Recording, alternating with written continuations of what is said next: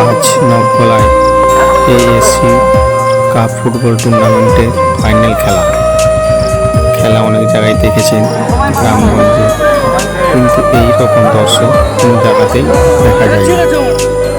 প্রায় ৬,০০০ plus motorcycle, Maruti এবং অন্যান্য গাড়িও আছে। দর্শক প্রায় ১৬,০০০-এর ঊর্ধ্বে। দেখুন চমৎকার দর্শক।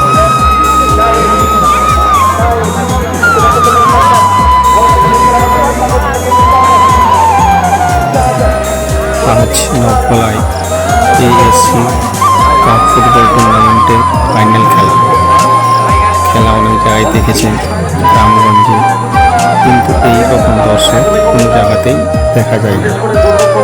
প্রায় ৬,০০০ প্লাস মোটরসাইকেল, মারুতি এবং অন্যান্য গাড়িও আছে।